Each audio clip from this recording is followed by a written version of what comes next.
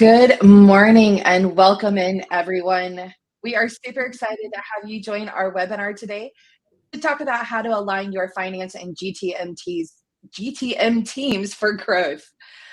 Today, we're joined by Dr. Dan Patterson, Chief Innovation Officer and founder of Multiply GTM, and Tony Rock, founder and growth coach at Exit Compass.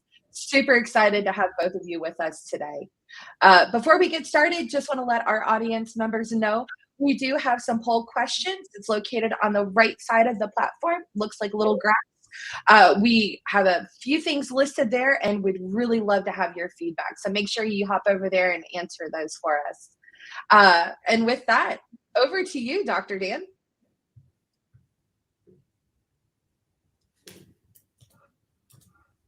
All right, well, good morning, everybody, and thank you very much, Gina, for the very warm welcome.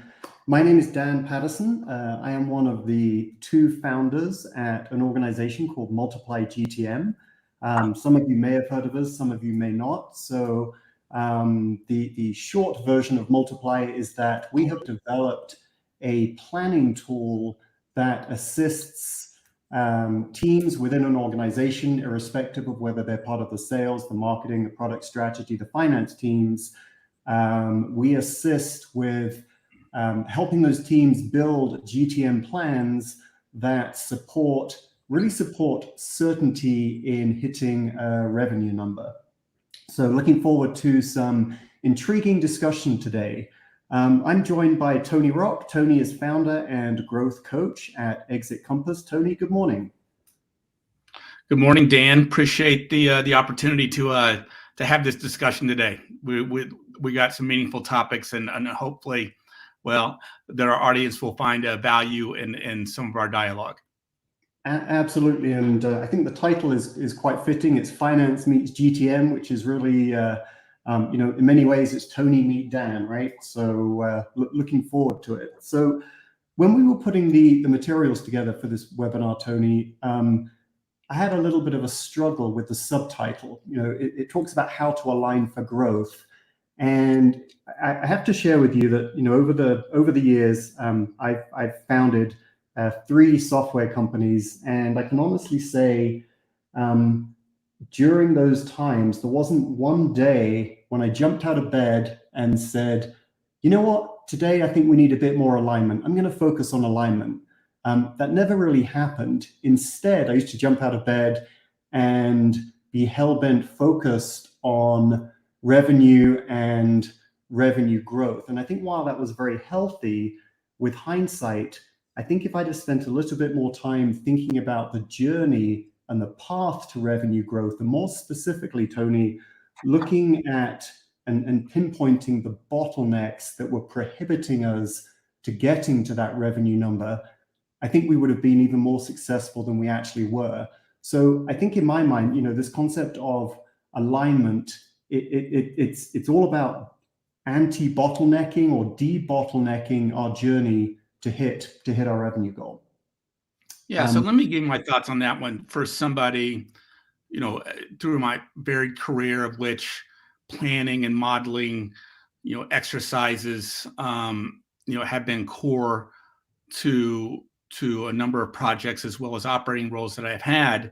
When I think about the story that you just told there, from my perspective, who's actually owned the quota, plus I've owned the cash flow and the relationship with investors, is that from a finance function and thinking about alignment, finance should have been a better partner for you in that situation to help discuss these items. Because again, the people in finance, do they wake up every morning thinking about revenue too? Absolutely. But they think about it in a different context, meaning that how does it affect our cash flow and our valuation, as well as, how we think about managing risk and certainty in the business. So, with tools like what you're building, that you and Paul are building at Multiply GTM, is a critical first start in creating opportunities to start bringing down some of those organizational silos that have persistently held back effective planning and decision-making for growth companies.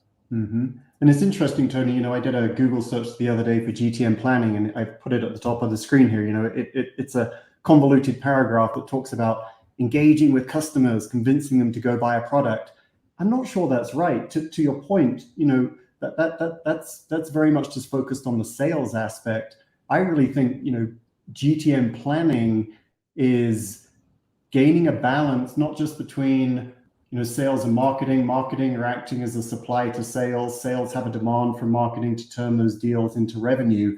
But I think it's more than that. It's taking into account finance's view on how much can we invest in the organization to achieve that goal. So for me, I think GTM planning is more about optimizing a journey to help support a future goal. And I think one other takeaway from that sentence is, GTM planning doesn't magically spit out a revenue number that you should march to. It's almost the reverse. It's, okay, the organization has an aspiration to achieve a given outcome. Okay, let's now take a step back. Let's reverse engineer or reverse calculate the journey, the plan, and see how much confidence that drives into achieving that outcome. I would completely agree with the ability to challenge assumptions and provide input from the when you think about a basic financial model at its hardcore, it's looking at revenues and expenses, but actually getting down to the next layer of what is going to really drive those revenues and what's going to drive those expenses. And the probability of trying to figure out what realistic outcome we can achieve, hence the risk piece from an analytical perspective. Most processes and solutions today, can create bottlenecks and conflict for the organization, quite frankly. Yep, and I'm a little embarrassed to share this with you, but in a previous business, we had an incredibly optimized marketing organization, and it was generating leads hand over fist, and they were highly qualified. Where we were constrained was in our sales organization. So we had this overachieving marketing organization, which was great, but then the bottleneck fell on the shoulders of sales. And so getting this balance is really, really key. Again, I did a Google search the other day on sort of some statistics on organizations achieving revenue growth, and HubSpot actually have a report that states that 23% of organizations hit their revenue goal.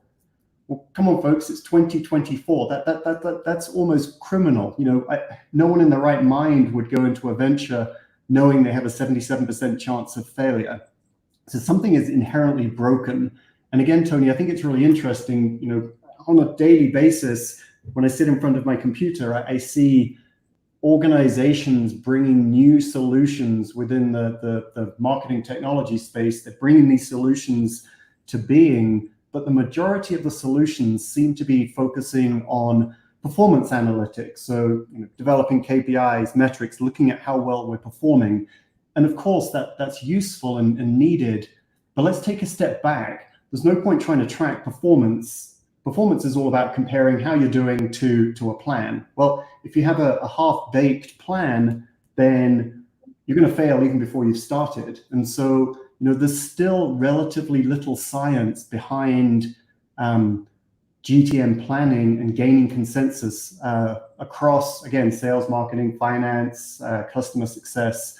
So that's really, why we as an organization here today, that's everything we put into our solution is about helping these GTM plans be more defendable, which in turn then drives certainty into your revenue outcome. Now, talking of certainty, this is an interesting one. So believe it or not, my background is actually more in the construction technology space, and in the last 2 decades, I've experienced a shift where projects have moved away from purely looking at how long is a project going to take and how much money is that project going to cost.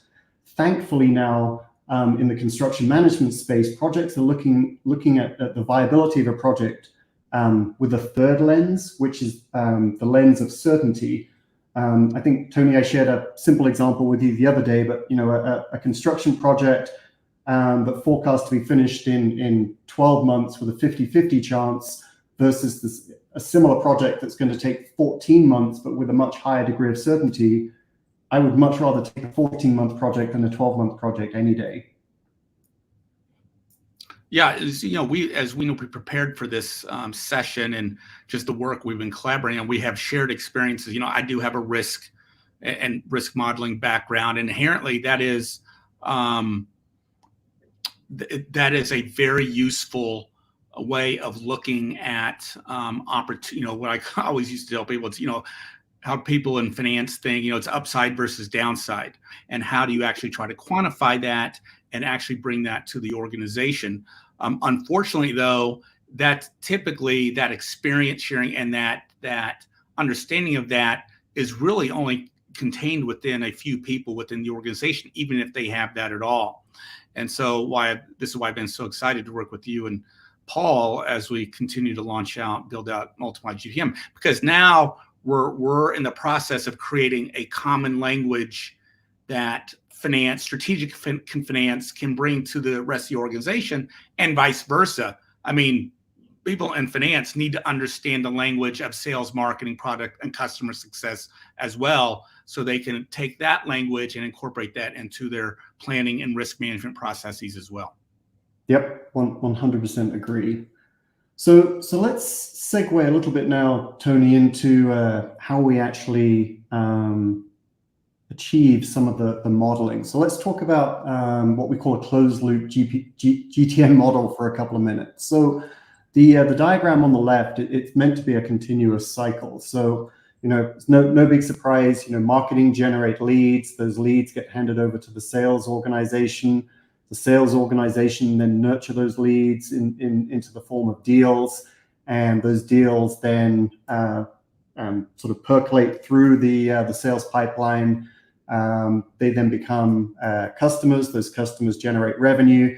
Then, of course, that revenue is an enabler back to marketing. So the revenue allows us to feed even more budget back into the organization. So it's this self-perpetuating closed loop. Now, a closed loop will only self-perpetuate if everything is balanced. And as soon as you get an imbalance, then that cycle breaks. My example earlier of, we had a highly well-oiled machine in the form of our marketing machine. We were constrained within the sales organization. The cycle was broken. So that's sort of an imploding cycle or circle. Looking at it in the other direction, if we're looking for revenue growth, then we really need to look at how do we expand the cycle, but keep it watertight at the same time. So the way we do that, we inject what we call impact drivers, and I'll talk in more detail in a few minutes about impact drivers. But think of impact drivers, Tony, as catalysts that get injected into the cycle. As long as the cycle remains balanced, we will achieve growth. In this case, revenue growth. I think the biggest challenge, though, with trying to grow a closed loop GTM cycle or model is knowing which levers to adjust, which impact drivers. It's very, very complicated. It's actually a linear programming problem. Do we maintain our unit price of our offerings and try and improve our lead conversion? Or do we accept that lead conversion is what it is, and do we look at adding additional products? Do we try and shorten the sales cycle? Things like that. So knowing which impact drivers to vary is very, very complicated or very difficult to ascertain in absence of a mathematical model. And I'll just follow up on that one. I think inherently people understand they're trying to get to a cycle, but one of the challenges you have with the processes and tools in place, it gets very disjointed. In other words, the feedback loop before you get the information where you need to go ask questions of the business, right? It's like you're driving the car and you're trying to change a flat tire at the same time. Just the information and cycle loops to actually do anything about that information, it just takes too long. And it takes too long to chase down the information from whomever is driving that process, whether it's being led by finance or it's being led by somebody in RevOps.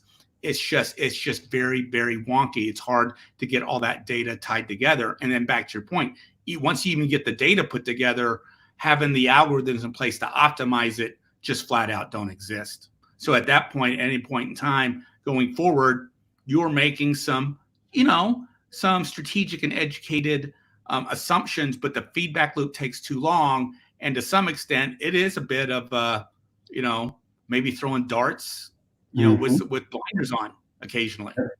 Yep. I would describe that as silo planning, and again, I think we've suffered from that ourselves historically in previous businesses. Sales will go off and say, okay, against the goal, what does that mean for us in terms of deal count? How many deals do we need to close this year? How much supporting pipeline activity? Some of the more advanced planning sessions I've been involved with sales also look at reverse engineering the timing of when deals should land. Well, that's great, and I think it's valuable, but that shouldn't be done in a silo and as a separate exercise against the marketing planning. So the marketing team is sitting in a conference room next door. They're trying to calculate or determine required lead volume, perhaps looking at how much value each of those leads carry.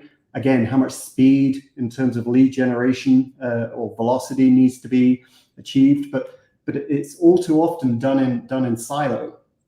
I think pushing that concept a little bit further, I've probably sat through close to 20 sales kickoffs now, Tony, over the years. Sometimes product and engineering and product strategy get invited to those sessions. I think, though, without exception, they very rarely have the opportunity to have their say in capacity and constraints to the GTM model. So, which products can engineering bring to the market in the next 12 months? Is there a quantitative analysis done on those products as to how much value new features would actually bring to the table if indeed they get released? And so I think one of the biggest hidden voices in GTM planning, believe it or not, outside of sales and marketing, is actually product and engineering or product strategy. No, I would completely agree. And again, putting on the finance lens, in relation to the dialogue for this slide, clearly when you look at this slide here, one of these functions kind of sticks out more than the rest, right? When I think about sales, marketing, product, customer success, they're all, I want to call all, market facing, right? And you're right. When I have been in both sides, been on the sales side and finance side. I'm thinking, how many times has actually somebody from finance actually come to a sales kickoff? I think it's only been about 50% of the time, and it's been within organizations that had very mature planning processes, senior executives who understand that linking of putting all these things together. But that is, that's probably less than 5% of the companies out there, or maybe even less than that.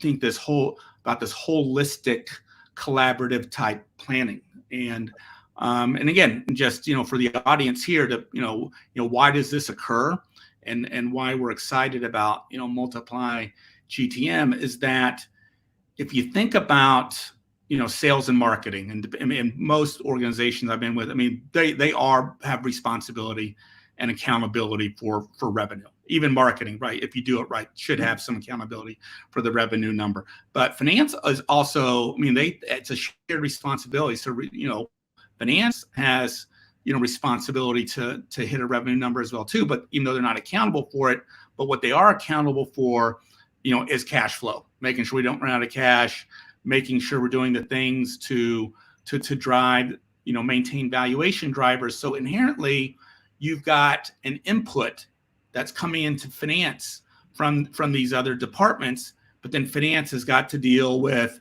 external investors. They've got to deal with, we talk about risk management.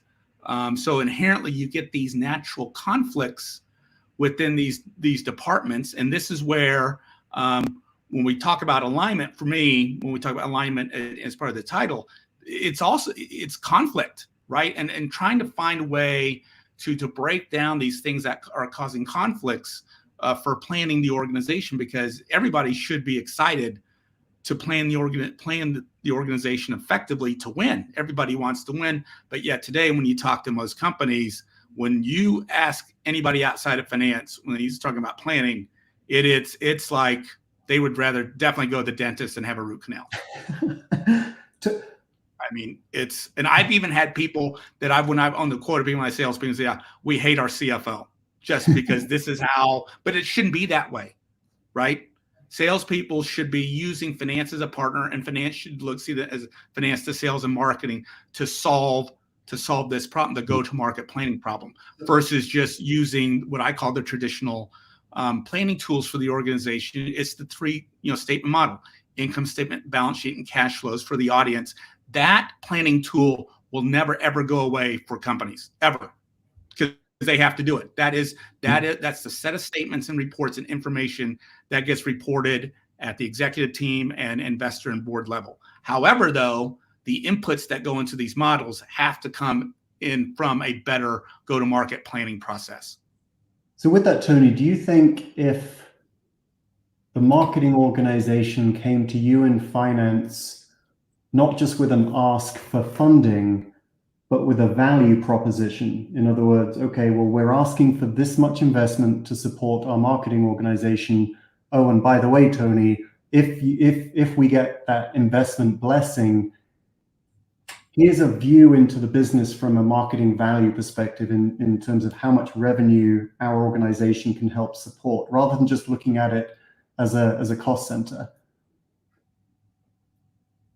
Yeah, that's what would need to be done. And it would need to take a holistic view of being able to say, because at any point in time, every organization, has a base case, right? There's some plan in place, but then if marketing comes to the organization, or sales, or even product, saying, hey, this is what we're thinking, this is how it's going to affect our primary go-to-market impact and levers, you should be able to quickly and succinctly understand the value creation between those two scenarios.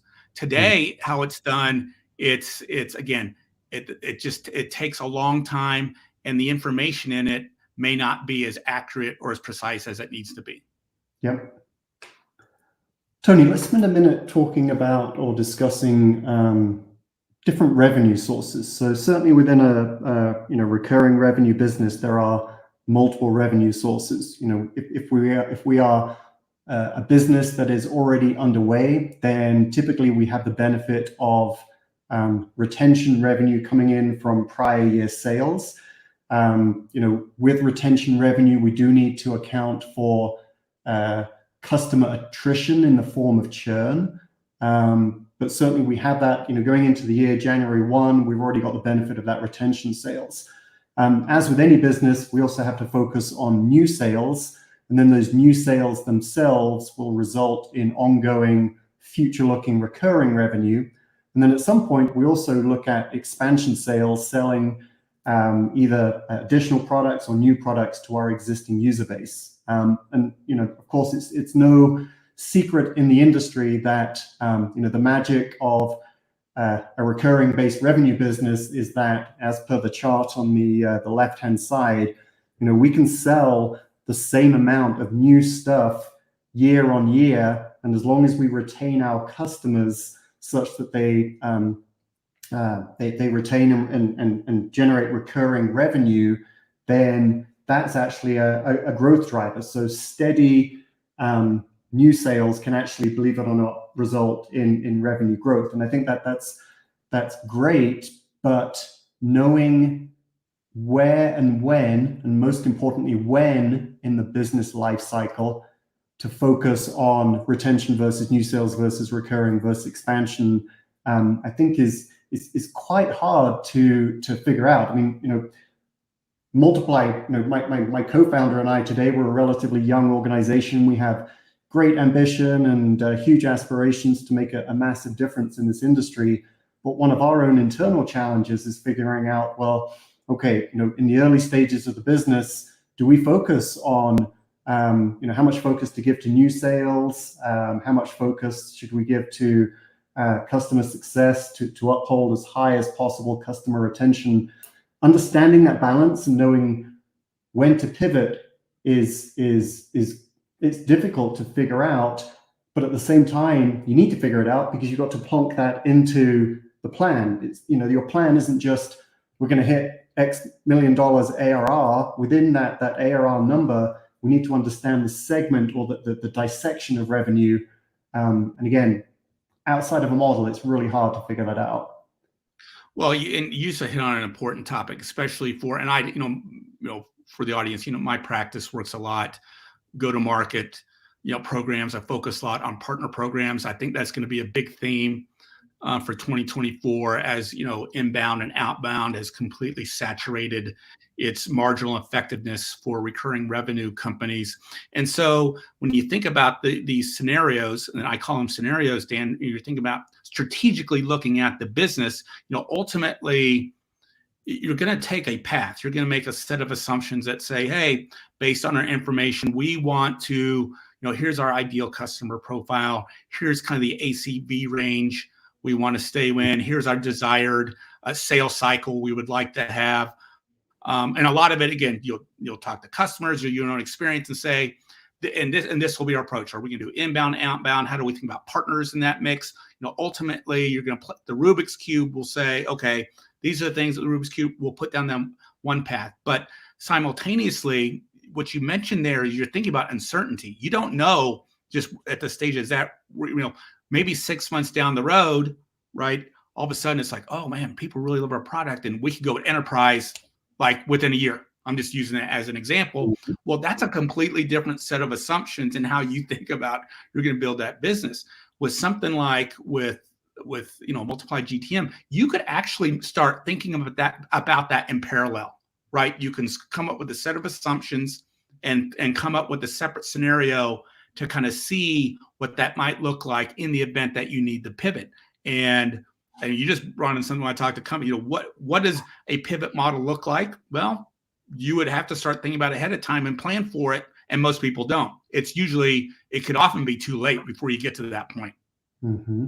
It's interesting, Tony, when we set out on this venture almost 3 years ago now, we naively believed that with some clever maths and some great software engineering, we would be able to help organizations determine the single best path to a revenue outcome. And what we realized very early on was, because there are so many impact drivers, or levers as I call them, that impact the plan, what we're trying to solve here is actually the official name for it is a complex problem, which is there's a problem that doesn't have a single finite solution.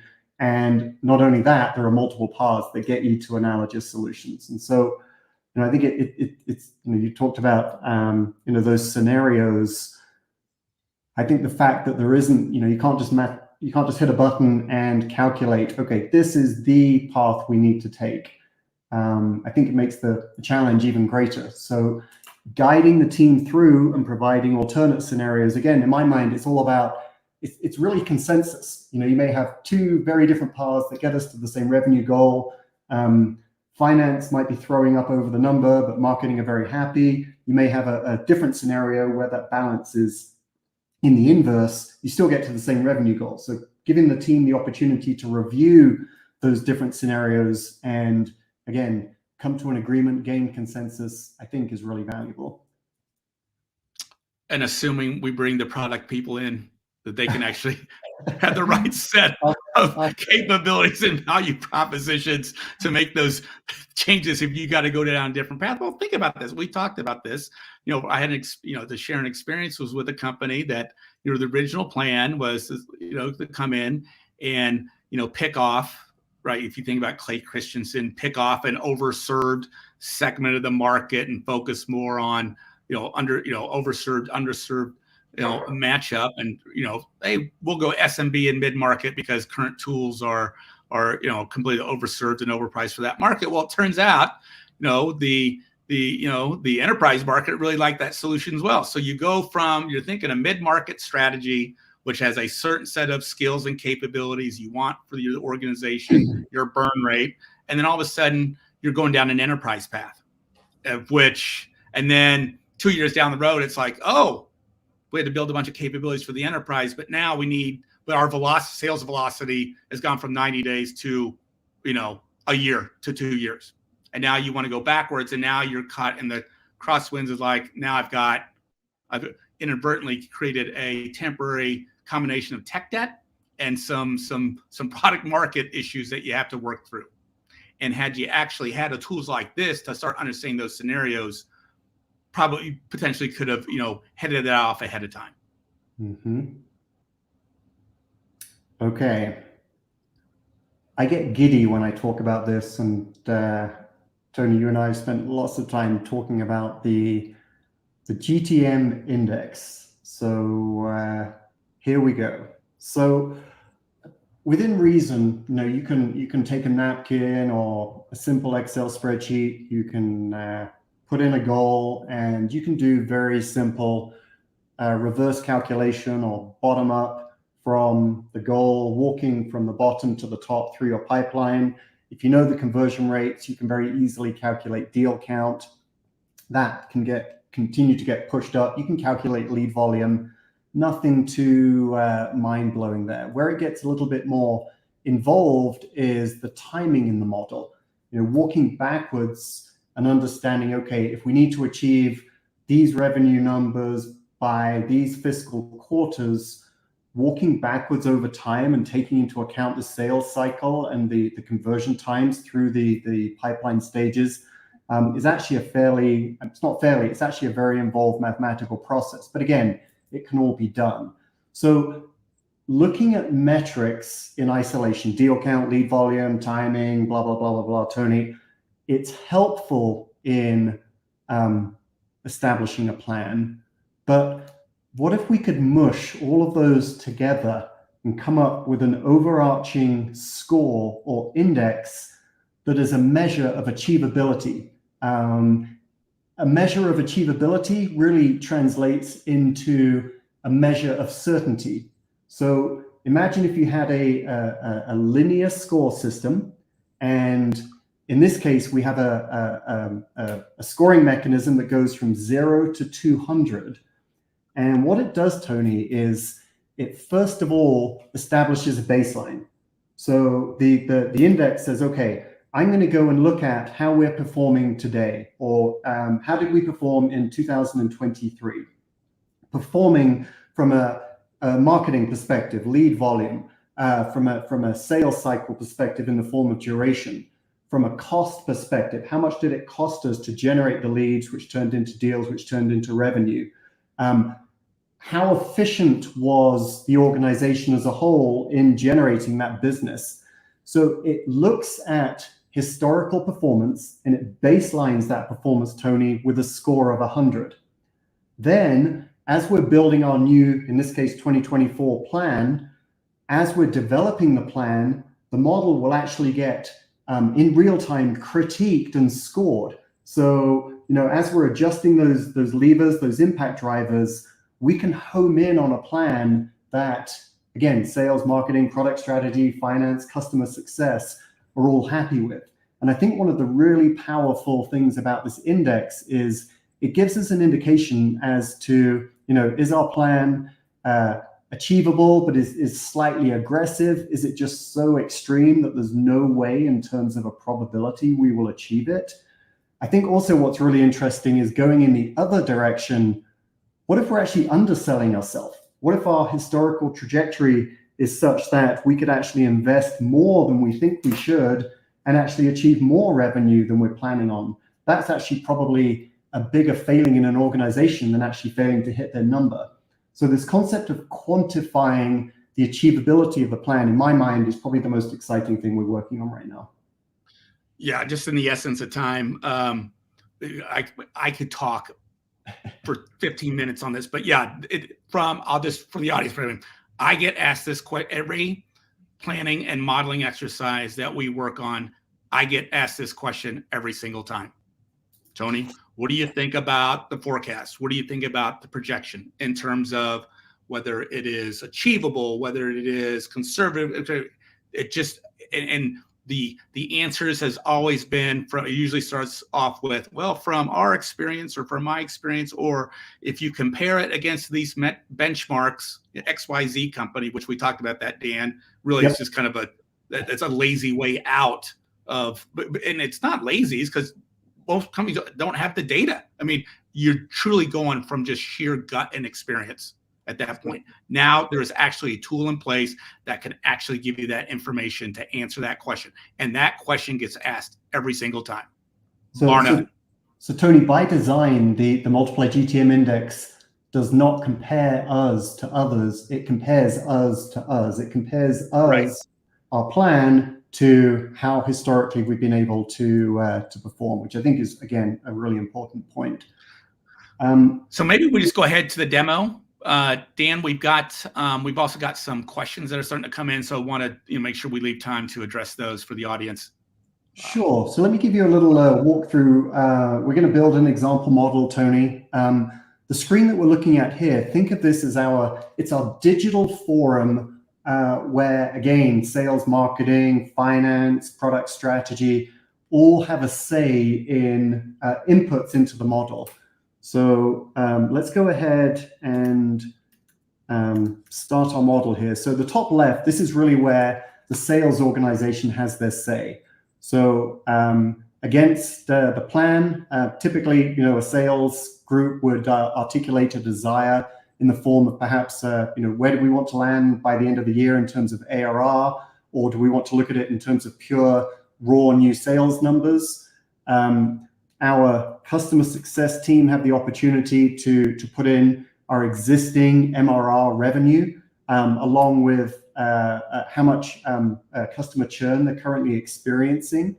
In the middle of the screen here, the product strategy group, this is where they can articulate not only existing products that the organization has as offerings, but perhaps potential additional features, functionality, even new product lines that are coming down the pipe.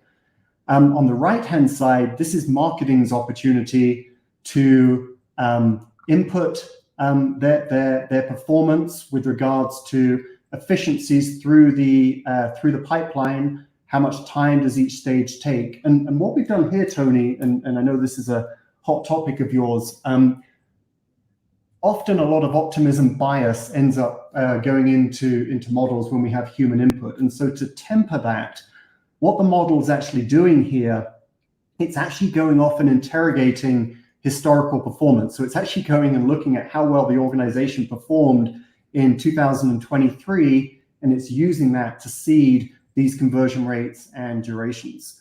And then finally, at the bottom, your organization, Tony, in the form of finance, this is where you can articulate a proposed budget or your comfort level. And then the model is going to use that again as a benchmark when it builds out. So let's go ahead and build the initial model. So interestingly enough, Tony, at the top here, we can see, again, this is our goal, our $10 million ARR goal. We can see that as a result of existing retention clients, we're going to generate a revenue number of $2.9 million. The reason why that isn't 250,000 times 12 is, if you remember, there was a 4% churn that is etching away at that retention revenue. I think also what's interesting is our new sales demand here is 14.2 million. Now, why on earth is that higher than our ARR number? In this example, it's because our blend of product offerings, some are recurring, some are non-recurring. So the charts here in the top left, this is looking at, well, it's showing us the model output for new sales in terms of dollars, but not only that, it's looking at it over time. Now, in order to get this time phase spread of new sales, the model's actually done a huge amount of calculation, because first of all, it started off with the $10 million ARR.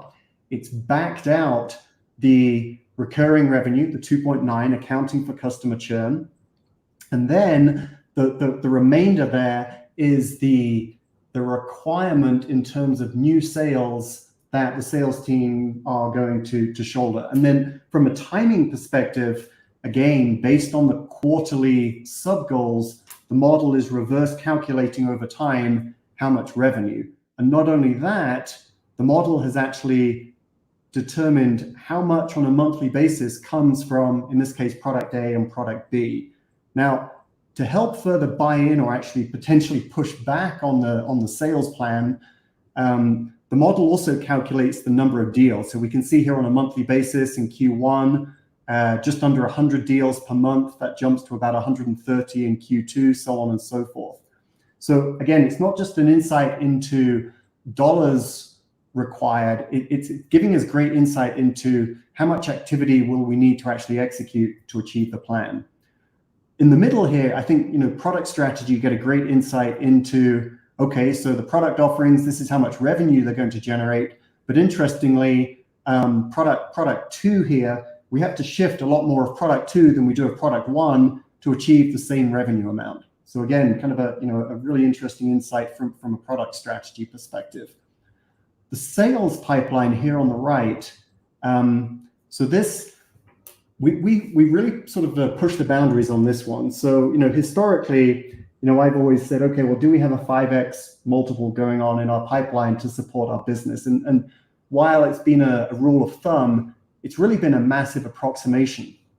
For the first time now, exactly, the model is actually reverse calculating not only required pipeline in terms of dollars, it's calculating it in a time phase manner. So what this is telling me, Tony, is in order for me to achieve my Q1 2024 sub goal, I needed to actually have been carrying back in Q4 23, Q3 23, Q2 23, in this case, 900,000, 1.8 million, $1.8 million of pipeline. So coming into Q1 now, I can say, okay, how much is my pipeline? I'm using HubSpot. I go and log into HubSpot. It's close to 10 million. Okay, I'm going to be great. I don't know that I'm going to be great until I look at, well, how much of that $10 million pipeline is required to satisfy my Q2, my Q3, and my Q4 goals. So this is attributing pipeline both with regards, it's associating pipeline with time, but it's also attributing pipeline to my sub goals throughout the year. And then again, as the finance guy, Tony, your question is going to be, okay, sales seem pretty happy with the deal volume, product strategy is showing that they're building sufficient value in the product. How much is all this going to cost us? So right now the model is showing $820,000. Well, if you remember, you gave the organization a budget of $250,000. So we have a bust here. We are a factor of 3+ out in our cost here. So hold that thought, and we'll come back to that in a couple of minutes.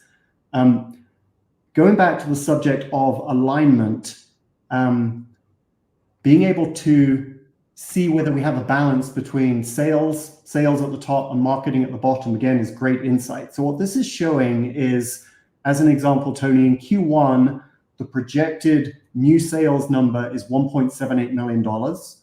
Okay, that's interesting. However, we will only hit that number if marketing can generate sufficient volume, but it's not just volume, Tony, it's volume at a given point in time. So the model is smart enough to say, look, marketing need to generate 27,000 MQLs all the way back in Q2 23 and 24,000 MQLs in Q3 in order to support that Q1 revenue number. So going in the other direction, if we look at Q4 this year, our target is $5.34 million. Great. Okay, what does that mean in terms of marketing activity? Well, marketing need to generate this much MQLs starting in Q1 this year, falling into Q2. Why do they not need to generate Q4 win leads in Q3, Q4? It's because there is that percolation time through the pipeline. So again, I think it's the insight from a timing perspective is just as valuable as a volume perspective. Now, further insight for marketing. So, we've sort of focused heavily on sort of the sales plan. From a marketing team's perspective, being able to look at how many leads, the rate of leads, again, broken out by product A, product B. This helps us understand, where our focus should be. And then all of that, Tony, gets translated into well, here's our marching orders. And the marching orders, again, is very interesting because there is a period of time during which we need to generate leads. So that's the blue bar, starting here, finishing here. But then as we generate those leads, we also need to convert them. There's no point generating a lead and then it stagnates at a given stage. And so there is a generate time period, and then there is a convert time period as well. And so this is fantastic for marketing because, you know, it helps them roadmap out initiatives, campaigns, etc. And it also keeps us on the hook as to when we need to convert as well. Right. And then finally, we haven't talked too much about the index. So on the right-hand side, this is showing the aggressiveness of the plan over time. And again, you know, our plan right now is coming back with a score of 150. It's getting progressively more aggressive. All the way in Q4, we're up to 178. And it's largely, again, because of that massive cost, that $800,000 cost versus the $250,000 budget that you gave us. So very quickly, just an example now of sort of the teams adjusting and coming to a consensus, but a consensus to still achieve the $10 million ARR number. So what we're able to do now, Tony, is say, okay, well, you know, if we have some degree of flexibility in our unit price, let's see what would happen if we slightly increase the price in 2024. What if customer success were able to improve their churn from 4% to 3%? What if marketing were able to sharpen the pencil with regards to cost per lead? So all of these what if levers, those impact drivers that we talked about earlier, when we apply them all to the mix, we can see here that our aggressiveness score goes from 150 down to 113. That also gives us a net win with regards to required leads, drops by 11%. Our cost has a massive saving as well. And then what we can do is we can take that and go, you know what? Yes, let's march now to that plan. This is really now our consensus plan.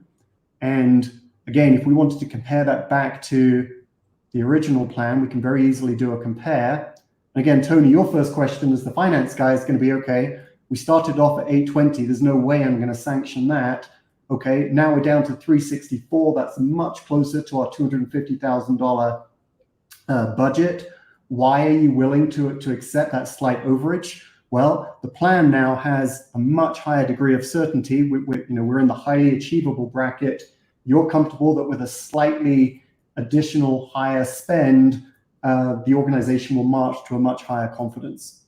So, you know, I think a good example there of the teams coming together, sales buying into deal volume, product strategy comfortable with their offerings, you in finance comfortable with the ask now on that 364.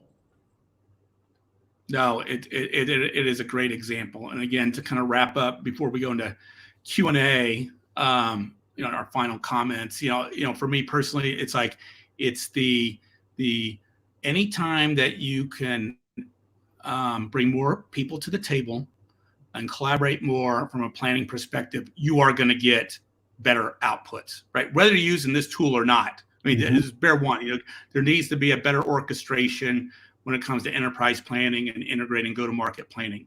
And then when you've got solutions like, you know, Multiply GTM, then you're really getting into some hardcore strategic thinking and resource allocation. Again, because at the end of the day, it is about winning. It is about getting to that outcome with more certainty relative to maybe what other companies are drawing out there. So distinctly a competitive advantage if you can get these types of solutions adopted in your business.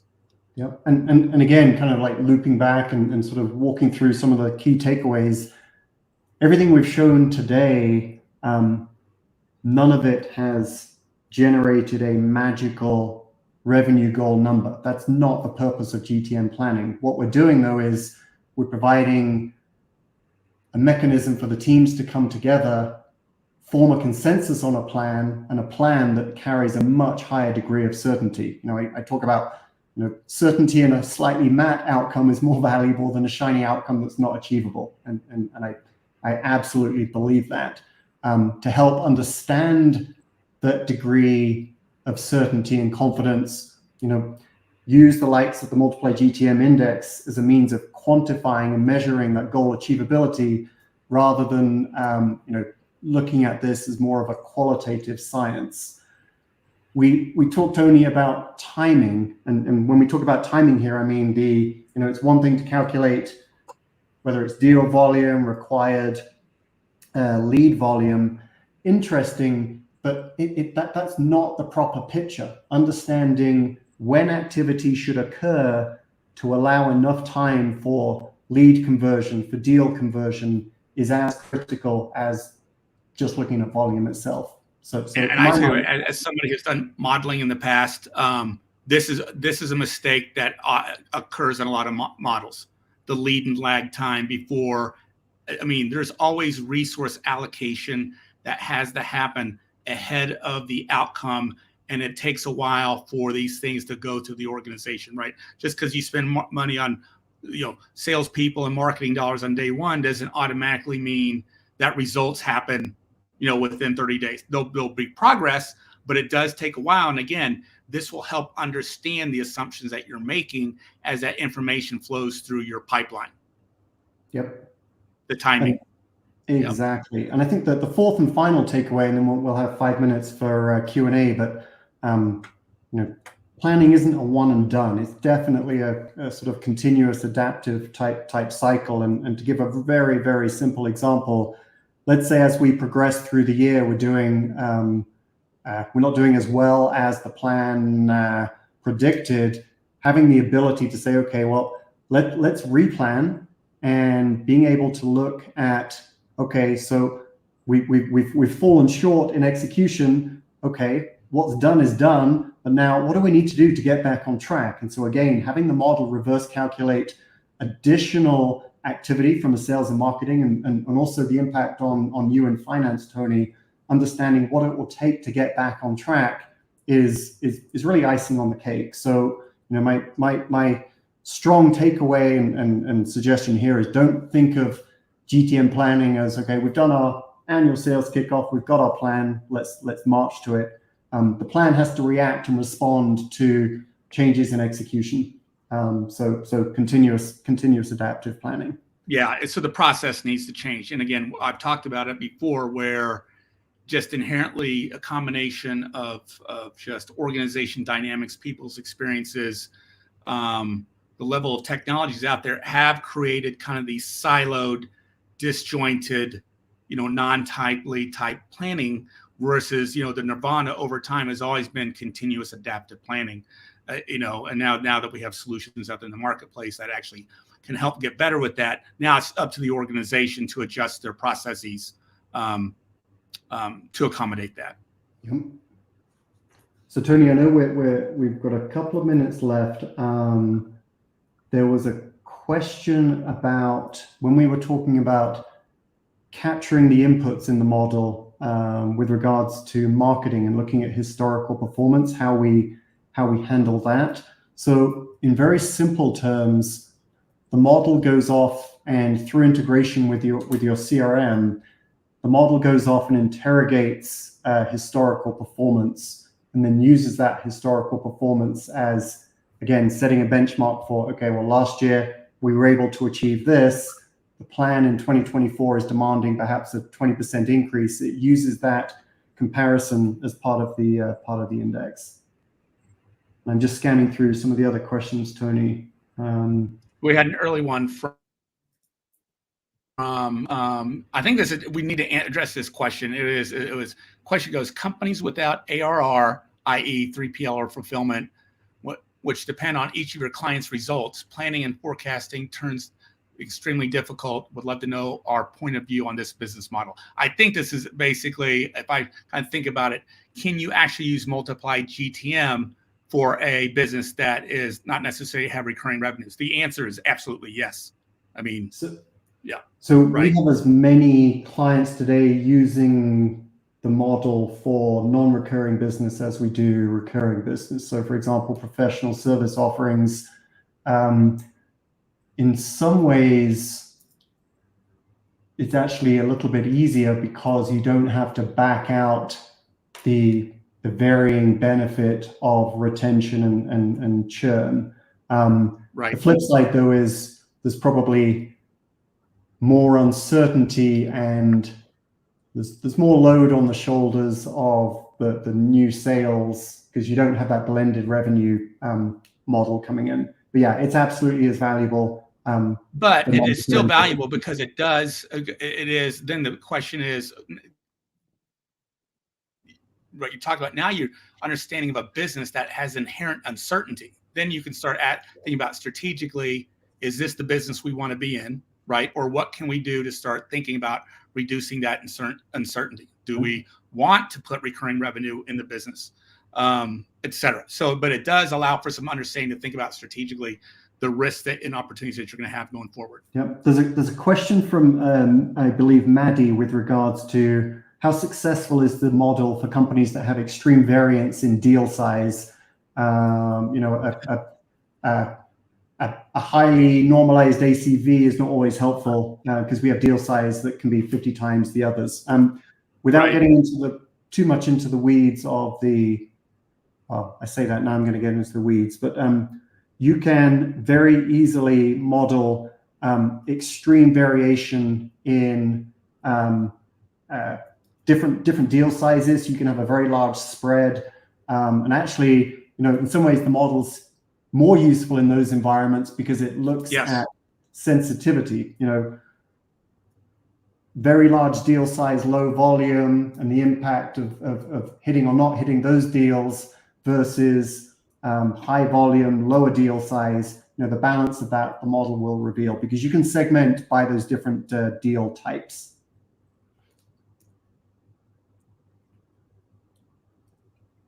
Good answer.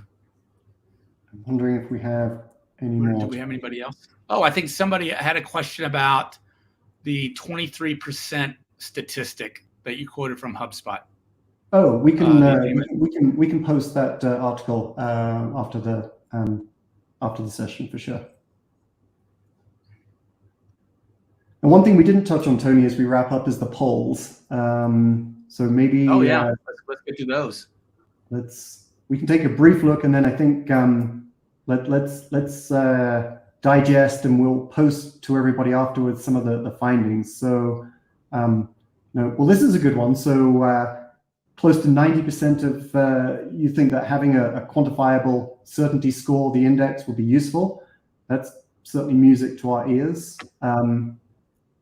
Do you review revenue source focus as part of your annual planning? That's interesting. That's much higher than I expected. 70%, Tony said yes.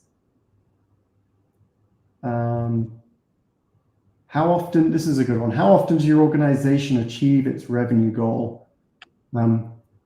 We had a 0 on the always. About 75% of you said more than 50% of the time, 25% less than 50% of the time. Okay, so that's, I think it's promising and encouraging, but it also leads me to believe, you know, we shouldn't have anyone less than 50%. So we still have some work to do, which is exciting. Okay, so I think, Tony, we'll correlate the results from that, and like I say, we'll share that with everybody after the session. We are pretty much up on time, so more than anything, I think on behalf of both of us, Tony, you know, I'd like to thank all of you for spending a very valuable 59 minutes of your day today. Hopefully what we shared with you was useful. Hopefully some of it was thought-provoking, a little bit provocative. You know, we are trying to make a difference and a dent in the success of GTM planning and helping it drive certainty in not just revenue, but revenue growth. And we are excited to be on this journey with you all. So thank you all very much. Thank you all. Ditto what Dan said. We're all on the same journey together. If you think about it from a macro perspective, the amount of investment dollars that go into building companies that actually probably didn't need that much capital if they had some better planning and modeling tools available. You know, for the last 10 years, businesses gotten by just throwing money at lots of different things to see what works. But we're in a different environment where people need to think about what path they want to go down and understanding the certainty or uncertainty levels of how they want to build their business. I agree. And Gina, thank you for hosting us as well. Yes, and thank you, Gina, for hosting. It is my pleasure, everyone. Thank you so much. Feel free to look out on the Rev Genius site for the recording, which should be up within about 24 to 48 hours. Dr. Dan, Tony, thank you both so much for joining us today on this webinar. Super interesting and really provocative stuff here, so super excited. To our audience members, as always, thank you so much for joining us, and keep a lookout for the next one. Have a great afternoon, everyone. Take care.